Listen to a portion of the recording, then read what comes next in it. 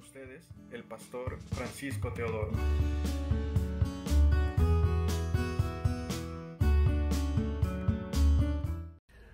Que el Señor les bendiga abundantemente, que la gracia y la paz permanezcan con ustedes siempre y cuando ustedes honren al Señor.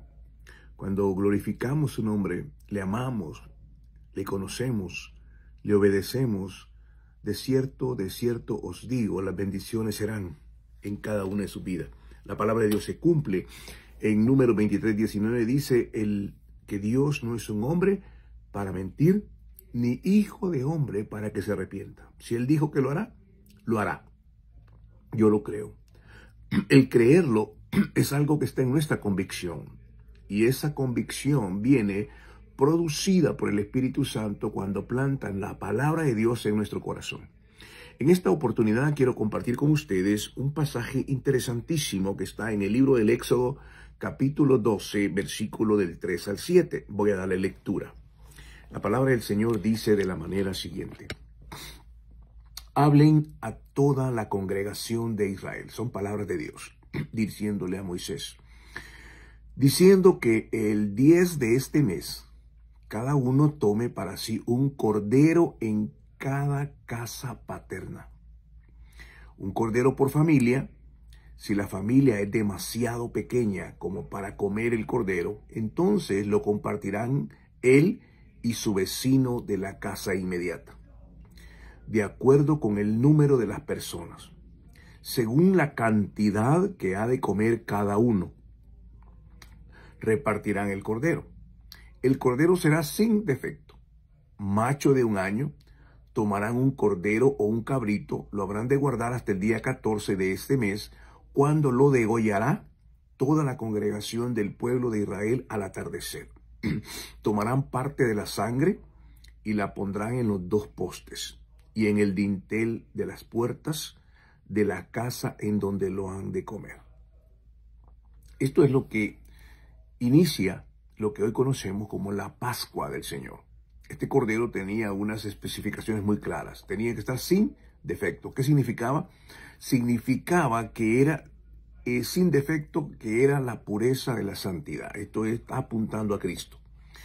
Otra cosa importante, tenían que comerlo con hierbas amargas. Esto significaba para que recordaran el dolor, la amargura de haber estado en Egipto. En el día de hoy, esto se conoce como Pesaj, el Seder de Pesaj.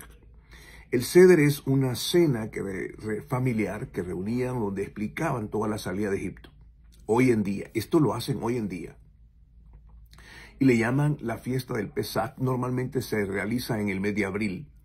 Y ahí reconocen ellos la gratitud delante de Dios, porque eso fue la victoria después de 430 años de esclavitud. Eran esclavos en Egipto y ese día era el último día en el cual ellos estaban siendo esclavos en Egipto. Después de esta última plaga, esta es la 10ª plaga, esto se dio en una forma súper extraordinaria.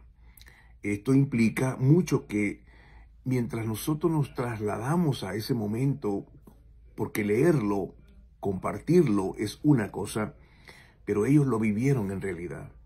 Por 430 años habían visto el poder de Dios en la vara de Dios en manos de Moisés. La palabra de Dios tenía un efecto impresionante. Faraón había sido derrotado. Faraón es el tipo del enemigo. Egipto es el tipo del mundo. Y Dios estaba soltando, sacando, extrayendo a ese pueblo hacia la tierra prometida, que es la eternidad con Cristo. Todo tiene una simbología. Pero a lo que me quiero referir hoy específicamente es a ese cordero, cómo era degollado. Y no tenían que ponerlo en agua, simplemente tenían que cocerlo bien y comerlo completamente como familia. Esto tipificaba comer la palabra de Dios, comer el cordero de Dios, el pan de vida. Pero hay algo interesante que hacía el padre, porque en ese momento no había sacerdocio. El padre de familia tenía que hacerlo y lo hacía de una manera muy particular. En primer lugar, ese cordero tenía que ponerlo, la sangre derramada caía sobre un recipiente. Es decir, esa sangre derramada tipifica en la cruz del Calvario la sangre de Cristo, que es para salvación. Es para salvación. Luego, esa misma sangre, él tenía que poner una estaca con un trapo adelante, una manta, y eso le llamaba como hisopo. Ponía esa misma sangre que había sido derramada y la ponía en los postes y en el dintel de su casa. Esto era la sangre rociada. El apóstol Pedro le llama la sangre rociada. ¿Para qué significaba? No era para la salvación, porque la salvación está sobre la sangre derramada. Esa sangre se conoce como la sangre rociada, que era para protección. Era el padre de familia poniendo la sangre, esa sangre de ese cordero, en los postes y en el dintel. A medianoche, el ángel de la muerte tenía que pasar. Y dice la palabra que en ese momento pasaba. Y en esa misma noche, voy a leer del versículo 8 al 12. En esa misma noche, comerán la carne asada al fuego, la comerán panes sin levadura con hierbas amargas. Y dice adelante, no dejarán nada hasta la mañana siguiente. Y dice entonces, lo van a tomar, lo comerán apresuradamente. Es la Pascua del Señor, se llama Pesaj. Esa misma noche yo pasaré por la tierra de Egipto y heriré de muerte a todo primogénito en la tierra de Egipto, tanto de los hombres como del ganado. Así ejecutaré actos justicieros contra todos los dioses de Egipto, yo el Señor. Señor, firma esto.